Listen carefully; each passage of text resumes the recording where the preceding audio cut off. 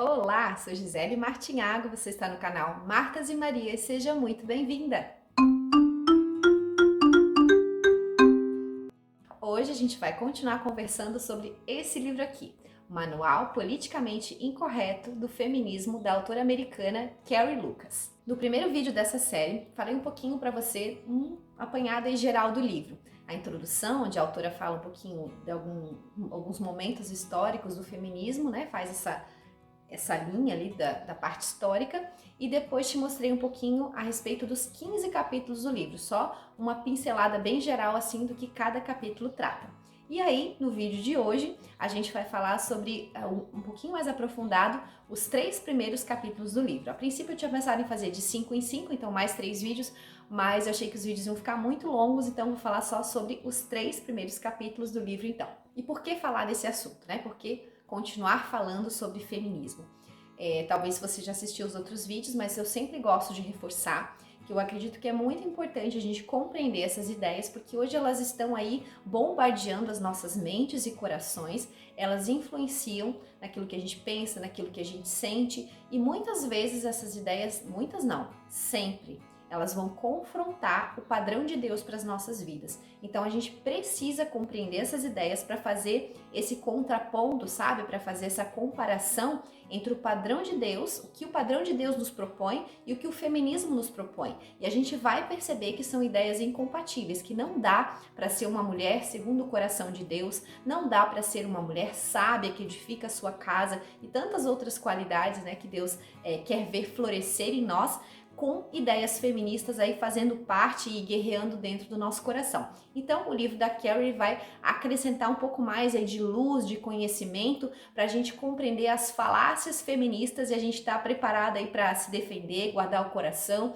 até para poder realmente compartilhar com outras mulheres também, fazer a diferença, tendo propriedade sobre o assunto, tendo realmente conhecimento sobre o assunto. Então vamos lá! Então, como eu te falei, a gente vai falar dos 3 primeiros capítulos. O primeiro diz assim, a diferença entre meninos e meninas. Então, esse é o título do capítulo 1.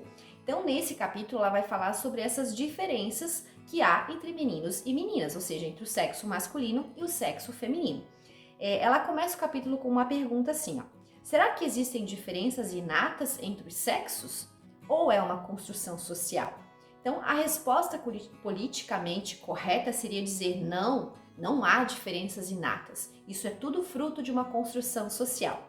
Porém, nós não vamos nos curvar a esse discurso de uma minoria barulhenta, mas nós sabemos a verdade. Então, nós entendemos que a resposta politicamente incorreta é sim. Há diferenças inatas entre homens e mulheres. Há diferenças biológicas, físicas, psicológicas e muitas outras inúmeras que a gente poderia dizer aqui, né, que são inegáveis. Então não trata-se simplesmente de uma construção social. Se fosse verdade que essa ideia de gênero é uma construção social, então esse sonho feminista, sabe, de uma sociedade andrógena, seria possível, seria alcançável, porque afinal de contas, se essas diferenças fossem resultados de cultura, resultado de influência, de educação, então isso pode facilmente ser mudado. Aí esse sonho delas poderia se tornar realidade. Aí a Carrie fala assim, ó, porém, se as diferenças de gênero são naturais, e é o que a gente acredita, então a ideia feminista do progresso, que elas chamam, né, que seria um progresso, a sociedade progredir para essa sociedade andrógena, então a Carrie diz assim, que esse progresso não é progresso de modo algum, e que essa agenda, ela torna homens e mulheres piores, porque vão empurrá-los para longe das suas verdadeiras preferências, para longe da sua verdadeira natureza, em prol de uma fantasia feminista. Ou seja, por causa de um ideal feminista, utópico, inalcançável, muitos homens e mulheres estão sendo empurrados para longe daquilo que eles realmente são na sua essência. Então isso não é um progresso, isso na verdade não dá nem para chamar de retrocesso, porque a gente nunca viveu uma realidade como essa, mas com certeza não é algo bom, não é algo que nos leva para frente, mas é algo que traz destruição, que traz inversão de valores e que tem realmente trazido muitos prejuízos para a nossa sociedade. Isso é fato, inegável. É claro que a gente não pode negar o poder que há na influência, naquele ambiente onde aquela pessoa nasceu, cresceu, viveu. Isso é fato, existe essa influência da socialização, mas a influência dessa questão inata, que é ser sexo masculino ou ser do sexo feminino, é muito mais forte do que qualquer outra influência. A inclinação para o lado feminino ou para o lado masculino, ela é muito mais forte no sentido biológico, inato, do que no sentido realmente de influências que essa pessoa recebe. Então, não há construção social que possa mudar essa nossa natureza inata. E aqui no livro, então, a Carrie até dá alguns exemplos de feministas que decidiram criar seus filhos nessa ideia de neutralidade, sabe? Sem forçar, digamos assim, porque é menino eu vou dar um carrinho, porque é menina eu vou dar uma bonequinha. Então, decidiram educar, enfim, dar um ambiente para essa criança livre de todas essas influências. E para surpresa dessas feministas, elas se depararam com essa criança que biologicamente é uma menina, sexo feminino, biologicamente um menino, sexo masculino. Começaram essas crianças a se inclinar para aquilo que é natural. Então a menina querendo realmente brincar com uma bonequinha, ser mamãe, desenvolver aquele papel de maternidade, o menino aquela ideia mais aventureira, né, procurando carrinho, bola, aventura. Então elas se depararam com essa realidade e não tiveram como fugir.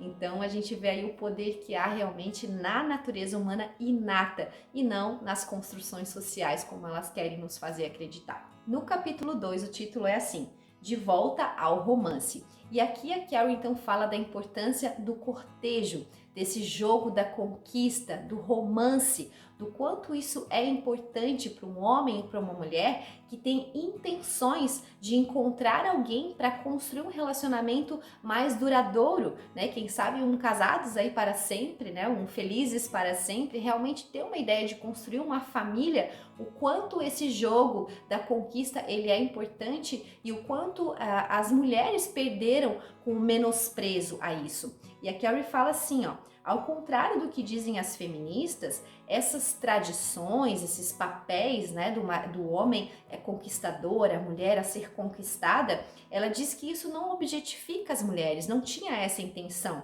e nem colocar os homens numa posição de poder, né, mas que o cortejo ele surgiu como uma ferramenta para que os indivíduos pudessem se conhecer. Então, essa dança do cortejo, sabe? Assim, cada um conhecia as regras. E a mulher sabia o que ela precisava fazer, o homem sabia. Então, iniciava ali um diálogo, iniciava ali um se conhecer e via-se se o interesse ia aumentando ou não, para se chegar à ideia de ter um relacionamento. Mas havia um caminho a prosseguir, as pessoas conheciam o jogo, entende? E hoje se jogou tudo isso fora como algo antiquado. As feministas dizem que isso desrespeita as mulheres, objetifica as mulheres. Mas quem mais perdeu com isso, com certeza, foram as mulheres. Em uma citação aqui no livro, da Elizabeth Poodles, na página 28, diz assim: no cortejo sério, um homem faz saber à mulher que se ela vale toda essa trabalheira do cortejo, deve, portanto, valer mais do que qualquer parceira no mundo, e dali em diante há de ser a mulher. Então, olha só o que o homem comunica nesse esforço dele de cortejar, de conquistar essa mulher, de que ela vale mais do que as outras, de que ela é a mulher, é ela que ele quer. Então essa é a mensagem que ele passa. E de sua parte, a mulher promete que, se foi difícil conquistá-la, ela, enquanto esposa, mostrar-se-á inalcançável a qualquer outro homem. Então olha a mensagem que a mulher transmitia aqui. Você está tendo dificuldade de me conquistar, eu não sou tão fácil assim. Mas vai valer a pena, porque depois que você me conquistar, eu vou ser sua, eu vou ser fiel a você. Não é qualquer blá blá blá de qualquer um que vier que eu vou cair, né? Se eu escolhi você e eu me deixei ser conquistada por você, é porque é com você que eu quero ficar. Então olha quanta mensagem era transmitida, né, nesse jogo, nessa dança da conquista. E ela termina dizendo assim: a dança do cortejo são as juras mudas de fidelidade futura, a melhor base para um casamento feliz. Então a ideia aqui de que as pessoas queriam começar um relacionamento sério, o cortejo era um bom caminho a seguir. Aí a Carrie faz a seguinte pergunta: se o cortejo tradicional sumiu, o que tomou o seu lugar? Por que essa pergunta? Porque as pessoas continuam se relacionando, as pessoas ainda continuam assumindo compromissos, muitas continuam casando. Então, qual é o jogo que está acontecendo aí para se chegar a esse ponto de assumir um compromisso? Porque não é mais, pelo menos não na sua grande maioria, esse modelo do cortejo tradicional. Então, o que está acontecendo para esses casais então iniciarem um relacionamento e terem um relacionamento mais duradouro ou não? Vamos entender aqui. A Carrie diz assim, ó, há várias outras formas de se iniciar um relacionamento, que ainda resulta em casamentos muitas vezes. Mas qual seria um ponto muito negativo e que o cortejo tradicional evitava? Olha só. Essas formas mais modernas, elas não dão espaço suficiente para que homens e mulheres possam identificar parceiros promissores, falhando assim em encorajar relacionamentos estáveis e duradouros. Então, por quê? Porque fica o jogo da dúvida, né? A maneira como as pessoas estão iniciando relacionamentos hoje, ela vai deixando dúvidas no caminho, porque um nunca sabe o que está se passando na mente do outro. Será que é só um encontro? Será que é só agora? Será que ele tá só se aproveitando de mim? Será que eu tô só me aproveitando dele? É só um flerte? É só algo casual?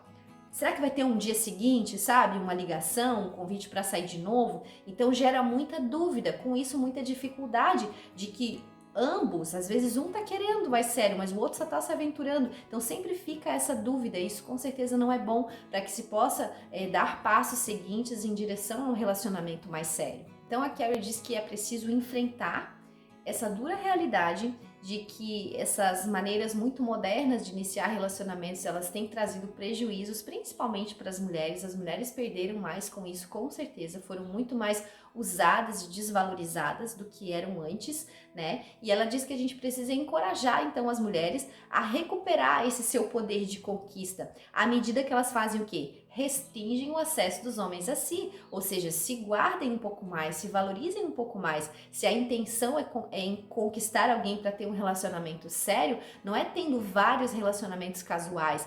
Isso vai prejudicar, isso vai dificultar. Então a ideia seria essa: se valorize, não seja tão fácil de ser conquistada, seja um pouco mais difícil, mostre para essa pessoa que você vale a pena, né, a dificuldade ali, como ela falou ali, a parafernália do cortejo, né, que você vale a pena todo esse esforço para ser alcançada, para ser conquistada. Então ela diz que essa é uma mentalidade que deveria estar sendo mais estimulada, mais ensinada, principalmente para as mais jovens. As mulheres mais velhas já vivenciaram isso, têm um pouco mais de noção em relação a esse assunto. Mas essa nova geração que veio aí bombardeada pelas ideias feministas, elas nem compreendem muito bem. Mas existe sim um anseio no coração das mulheres e até dos homens, né? Eu acho que esse jogo da conquista sempre é tão bacana, tão bonito e pode gerar frutos tão bons. Então é uma verdade, é um valor que eu acho que vale a pena ser resgatado. Então que cada uma possa aí fazer sua parte e gerar mudanças nesse assunto, principalmente ensinando as filhas, ensinando as sobrinhas, ensinando as mais jovens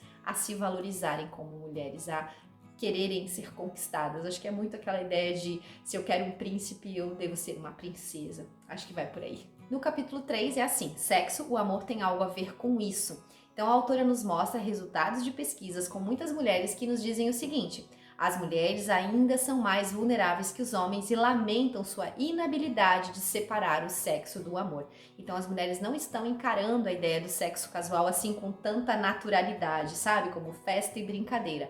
Há consequências. Muitas estão com seus sentimentos, suas emoções confusas e elas não entendem muito bem por quê. Então, ela fala que muitas mulheres arrependem-se sim do sexo casual, inclusive levam esse peso por muitos anos, às vezes depois de casadas, ainda lidam com a culpa, então não é algo tão simples assim.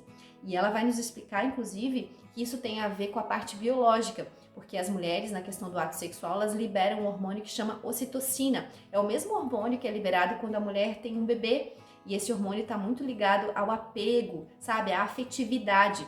Então, por isso que as mulheres tendem a fazer essa ligação muito forte entre amor e sexo, entre criar um vínculo, né, e não simplesmente ser um momento casual e depois cada um vai pro seu lado como se nada tivesse acontecido. A mulher tem um pouco mais de dificuldade de agir dessa forma e paga um preço por isso nas suas emoções. A Carrie cita alguns pesquisadores e aqui na página 47 eu vou ler para vocês o resultado aqui da pesquisa, olha só.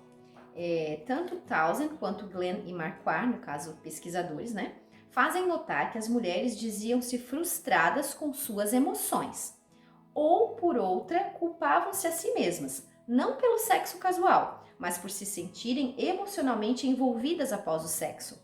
Então, olha só, elas estavam lamentando não o sexo casual em si, mas o fato de elas estarem emocionalmente abaladas com aquilo. Então, ela termina dizendo assim, ó: quando a realidade não se adequava ao dogma feminista, as mulheres logo supunham estar nelas o problema. Ou seja, elas compraram a ideia de que o sexo casual é bom. Se os meus sentimentos estão negativos em relação a isso, então deve ter alguma coisa errada comigo.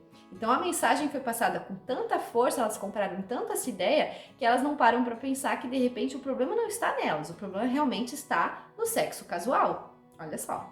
E aí o que a Carrie coloca aqui, é que ela diz que as jovens, elas merecem ter a informação correta, elas merecem saber que existe um outro lado, sabe? Que não necessariamente elas vão conseguir levar tão na brincadeira, tão despojadamente a ideia de um sexo casual, que elas podem sim experimentar sentimentos negativos, emoções negativas, culpa e muitas outras coisas. Elas precisam saber que existe essa possibilidade para que façam uma escolha de forma consciente, se realmente querem ter práticas de sexo casual ou querem esperar um pouco, querem ter mais confiança, guardar isso para um relacionamento mais sério. Então é importante receber a informação correta para que elas tenham essa possibilidade de escolha. Quero ler com você um outro trechinho para a gente finalizar, que é a citação de um livro que chama O Lance Feliz, um guia de sexo casual para garotas solteiras. Então a autora desse livro, ela vai dar aqui várias dicas para essas meninas solteiras, incentivando que elas façam, né, sexo de forma casual e falando para elas maneiras então de elas não se sentirem culpadas, de elas lidarem com isso de boa, com tranquilidade.